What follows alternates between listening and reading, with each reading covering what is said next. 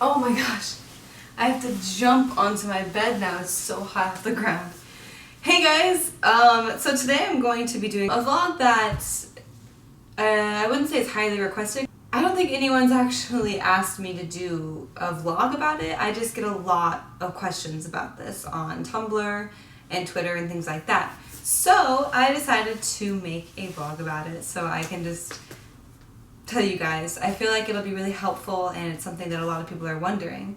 So I put together this little like checklist, I guess, of how to make a cover dance channel.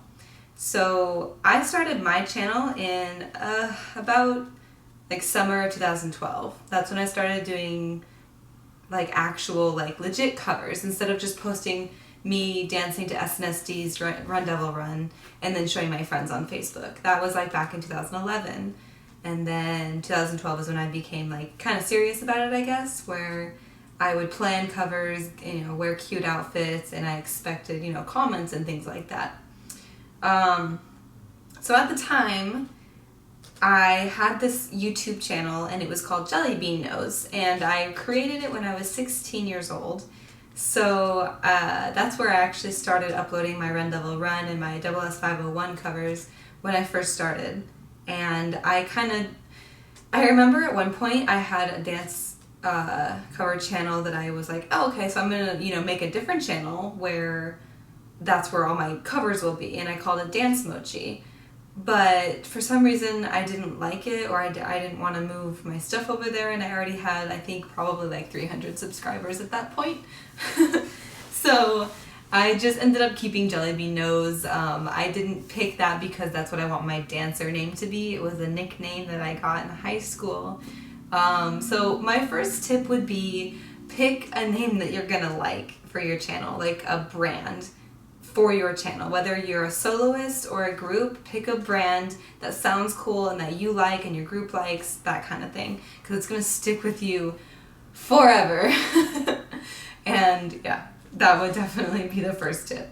And that's actually the first step too, is creating that YouTube channel, going onto YouTube, selecting, you know, create channel, and then you name it and make sure it's a good name. So after you have picked a name for your channel, you need to decide, okay, what am I gonna cover first? A lot of people ask me, you know, what's an easy dance for a beginner? Some of you are beginners, some of you are people who have been taking dance classes for a while. A lot of you are beginners, I would say, most of the comments that I get. So what I suggest in this case is figure out what style of dance is your style. Like for me, my style is like flowy, kind of sexier dances rather than like the hard-hitting like BTS or shiny dances, if you know what I mean. That's just what I'm best at. Not saying that I don't cover BTS, because of course I cover BTS. There's a bunch of BTS covers on my channel, but my best is this like Guyan's Paradise Lost and Brave Girls Deepened and you know, Nine Muses Wild, things like that are what I know I'm best at. So even though you want to cover, you know, certain things, think about for your first cover, pick something that you know is your style, because that's the first kind of like the foundation you're building on your channel. You want to make sure you look good in your first video. You want to make sure you look confident in your first video. So if you're not confident, let's say like you're a beginner and you want your first video to be BTS's Dope, that's probably not the best idea. Not saying that you shouldn't do it if you really love it, but I'm saying if you want to get subscribers and you're a beginner, pick an easier dance and make sure it's something that you're comfortable with and completely confident in dancing, okay? And then if you do want to obviously cover harder dances, working up to it, work up to it. Practice, practice, practice a lot, you know, practice those moves over and over and over again. Post, get better, take the constructive criticism that you get in the comments. I know sometimes it's not fun to take that criticism, but really, that's what I did when I started. People told me that I danced too much like a cheerleader because I was a cheerleader in high school. So I had to actually lose that like stiff, you know, kind of aspect when I, you know, first started. I think I still struggle with it a bit, but constructive criticism is extremely helpful, and it's, you know, important to know the difference between a troll and constructive criticism, which you'll understand as soon as you read the comment. Okay, so once you've decided on your cover and you've practiced it and you know it, the next step is to either get a good camera or, have one of your friends film you with their really nice cameras, or borrow a camera from somebody. Now the thing is with this, a lot of iPhones and Samsung phones that are coming out these days have incredible quality. So most likely you have a friend that has a camera on their phone with quality that's just as good as, most video cameras out there. So if you can't afford to buy a new camera or purchase a new, if you don't have a camera at all, purchase a camera in general, that would be my my idea. And you can buy tripods that have like a connector on the top of the tripod where you can put an iPhone in, actually. Tripods can be a little expensive, but you can also get cheap ones too. The one I'm using right now, actually, I got in 2013. It's kind of breaking, but I kind of need a new one, but I'm still using it. Yeah, so make sure your camera is great quality. If you plan on having somebody film you, like having someone hold the camera, make sure that whatever you get has great image stabilization. See, I have a Sony Handycam FDR AX33. And that thing has like a built-in image stabilization, so like when you move the camera stays still and the body around it moves. If you're going to use a DSLR, those do not have built-in image stabilization, so you're going to want to either get like a glide cam, and then it becomes very expensive from there. If you're going to want a DSLR and a glide cam, it's like hundreds and hundreds, maybe even $1,000 to get that. So maybe not the best idea for a beginner, but work up to it if you really like the look of a DSLR. It's just a little more complicated. I personally prefer buying an actual video camera. I already told you what kind I'm using, the Sony Handycam FDR AX33, because it does have that image stabilization in it, and so if I wanted somebody to film me, they just hold it. They don't have to, get this whole rig, like shoulder rig, body harness in there, to make sure it's stable. And it's light, it's lighter than a DSLR camera, it's less complicated, but some people like having those extra little things to fiddle with a DSLR, so it's up to you. Just make sure you get something that has HD quality, which I think most cameras do these days, so you're probably good there. The next tip I would give after that is to make sure you find a good place to film. This is hard. I understand. I mean, if there's anybody on earth that understands this struggle, it's me. I promise. I've been doing this for almost 4 years, and I have literally filmed all over this city and in LA, and sometimes you just have to search and search and search, and sometimes you'll just be going about your life and you'll see a location outdoors and you're like, oh wow, that would be really good to do a cover there, and then you put that in your memory and think about covers that would look good there. So if you live in a cold climate and can't film outside during like the winter, or vice versa, if you live like me in Arizona and you can't film outside during the summer because you might die of the heat stroke. Seriously, it's horrible. It's already getting too hot outside to film outside. So I'm getting ahead of myself here. I would say, as a beginner, if you don't have a dance studio or a big open space in your house to film, try to film your covers outside, because the natural light is great for the camera. A lot of times I see covers with like really dim lighting, and the brighter the video, the more probable it is that someone's going to click on your video. People like that bright, clean look, So when you're filming, you want to make sure not only that you have great lighting. If it's in a studio, you're not going to have natural light probably, and that's fine.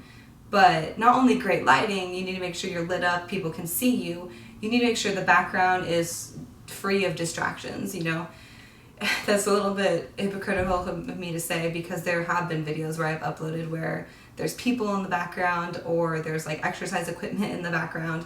And I've only done that because it's like my last resort. And I'm like, oh, I have nowhere else to film. This is it. This is all I can do. Crap. Like, just do it. And yeah, you might get to that point a few times. But, so basically, film outdoors with a cool background. There's so many places in so many different cities where you can film in public if you want. Lita Renipat, I don't know if I pronounced that right. She is a cover dancer who always films just randomly in public. And I mean, you have to have a hell of a lot of confidence for that, obviously. And if you've got it, then I say do it, because people kind of like that to film in public, because then suddenly you have so many more options to film instead of having to find a secluded spot. But if you don't like that, then, you know, some secluded little area, maybe at night. Parking garages at night make great places to film like guy covers. Really, really good idea right there. I did Beast Fiction in a parking garage. I did Sonamu's Deja Vu in a parking garage. They all look great. I think they look great.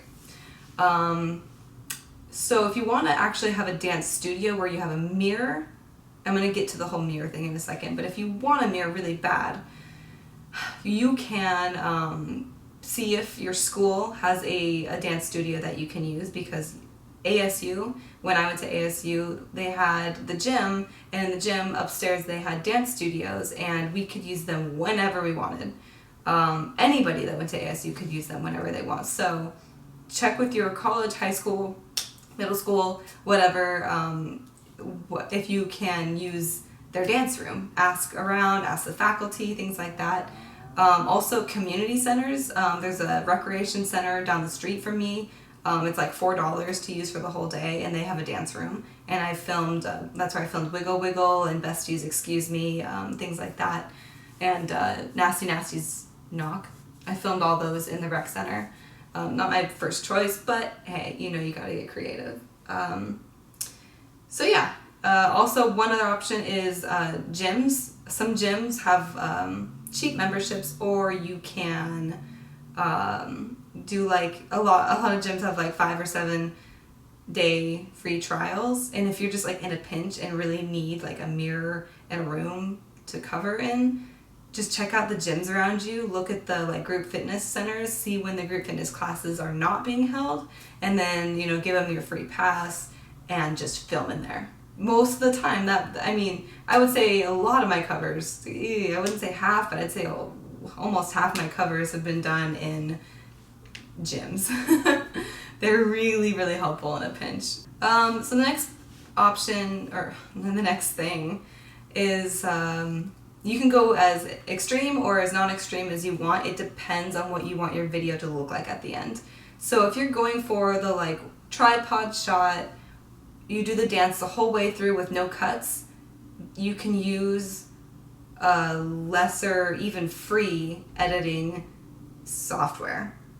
But if you want to do like cloning yourself, or really interesting intros and outros, cuts in the middle, you want cool effects going on, like smoke puffs everywhere, that kind of stuff, you're going to want to get a higher end editing system. So I use Final Cut Pro, which is on the higher end, because I'm just so used to it. I don't think I could even use anything else. I'd get too confused. But you could use iMovie. Actually, you can clone yourself in iMovie, and that comes with pretty much every Mac. I'm like a huge Mac fan, so I would just suggest getting that. You can edit on a PC. I think what some other good ones are Adobe Premiere, I heard is really good. Sony Vegas, I heard is all right. Kind of mixed reactions for that one, but those are pretty much the only ones I can really think of right now in my head. But if you have a Mac, iMovie should be on there, and that should be perfectly fine to edit with. Okay, so this is where things get a little complicated. Once you've gotten all that stuff done, and you've filmed your dance, and you've edited it, and you've uploaded it to your YouTube channel, now it's time to brand yourself, to share your creation. This is the hardest part, because there's so many dance cover channels on YouTube, right? I know, it's kind of hard to like get noticed. So it's almost like you have to do something really unique that makes people want to watch your videos. So either wear a funny costume, be like Lita Renipat, who films just outside in public. That attracts a lot of people. If you have videos on your channel that are not just dances, like videos where people can get to know you, you're more likely to get subs, because people like knowing the personality of the dancer. People like knowing, YouTubers' personalities.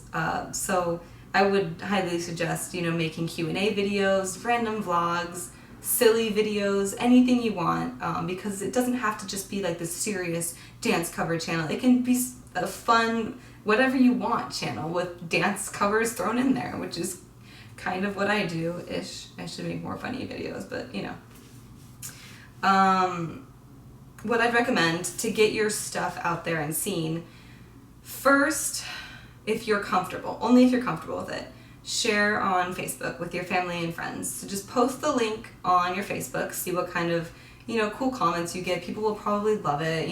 Everyone likes to watch creations that their friends make. I know I love watching when my cover dance friends make covers.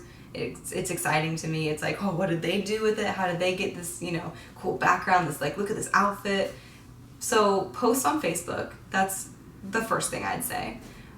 Make a Facebook page for your channel if you want to. It depends on how much you want to brand yourself. You can make a lot of social media. So a Facebook page, a Snapchat, an Instagram, a Twitter, a Tumblr, whatever you want to do.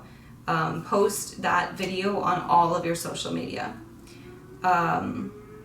Another thing you can do to get it out there, I would not suggest posting on the K-pop subreddit on reddit.com. If you guys don't know what Reddit is, it's just reddit.com/r/K-pop.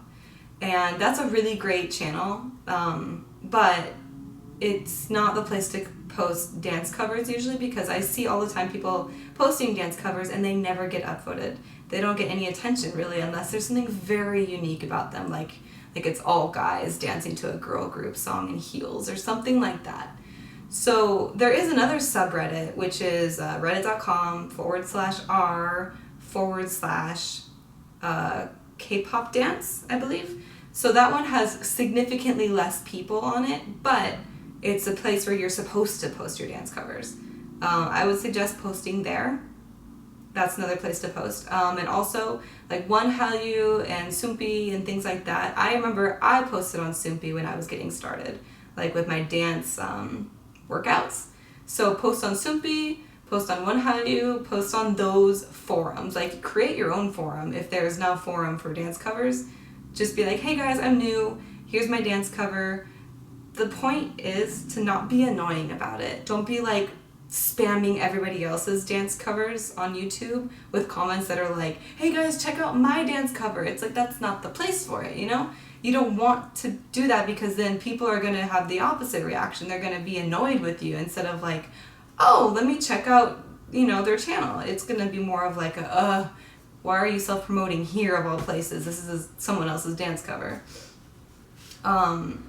So it's kind of like luck too. Sometimes if you get a really unique concept to your dance cover, like, you're dancing outside and then someone randomly comes up and like happens to know the dance too and dances with you. Like, if that, oh my god, if that ever happened to me, I'd be so freaking like set for life. I'd be so happy. But like, if something like that happens, it could go viral or something if it was silly enough. Just think about unique things that make you different from other cover dancers, whether it's your costumes, the fact that you make your own costumes like Kim Hye did, whether you're like Lita, who does them, outside. You can be creative and have like an all-guy dance group who dances to just girl dances, things like that. Try to think unique, You want to be yourself, but you also want to get noticed, right? So post on all those things that I mentioned, and then basically just cross your fingers. And another very important thing that's going to attract people to your channel is professional looking cover art on your channel. And a lot of social media. The more social media, the better. Promoting your channel. Professional looking openings to your videos if you so choose. And then an organization of your YouTube channel with like playlists and like I don't know. There's lots of ways you can organize your YouTube channel. But one thing I want to say is cover new dances as they come out, because that's going to attract new people, new subscribers, because they're going to be looking for, oh wow, 4 Minutes Hate came out, 4 days ago. I want to see what kind of dance covers there are for it. They'll type it in and they'll see yours because you were really fast at getting it up, but make sure it's not up too fast to the point where you don't even have time to practice it and you rush through it and it's not your best. So instead of being like, I'm going to start my dance cover channel, let me cover, Teen Top's To You. It's like, that song is so old. I mean, yeah, post it if you want to, but try to post new stuff. 4 Minutes Hate is still very new. Actually, Dalsh Bet's Someone Like You is still new. Anything from this year would still be considered new. BAP's new song is a great example. Stellar's Sting, Rainbow's Who, what is it? AOA Cream's I'm Jelly Baby, and then there's a bunch of dance cover, dances, soloists. Jessica's coming out with a solo soon. P.S.Star's coming out with a comeback. You just need to keep up with the comebacks. And as soon as they come out, then you look for the dance. And I'll make another vlog about that because, my gosh, I could talk about how to learn dances fast forever. I have really good tips for that. Okay, so the last thing I'm going to say is very important and something that I think a lot of people, something that I think keeps a lot of people from filming themselves doing dance covers, or keeps them from even wanting to learn dances or anything like that, or making a channel or whatever. They think that they need the best quality everything, which is not true. You don't. You really don't. You need an iPhone and a love of K-pop and dance and a computer. So what I want to say is, you don't need a mirror. You don't. And I know that for groups, it's helpful, but for a soloist, I can tell you right now, I so rarely use mirrors when I upload covers.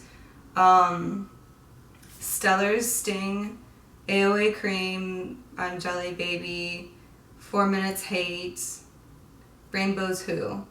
Those covers, I didn't look in a mirror once. I learned it by standing up literally like this with my computer open, like this, had the dance on my computer, and I just stood here and I just would follow along with whatever they're doing for a couple days, and oh my gosh, this bed. And then I went and filmed it. And the places that I filmed at didn't even have a mirror either, so it's not like I looked in the mirror while I was filming it all. I just know how my body feels. So you have to kind of work up to that. But I want you to know that not having a studio to practice in, not having a mirror to see yourself in, is not a deal breaker. It doesn't mean that you can't put out a good dance cover. That's not true. You feel your body, and then what you can do, this is a good tip, what you can do is film yourself inside and then re-watch that back. That is so helpful. It is so helpful. I feel like it's more helpful sometimes than looking into a mirror.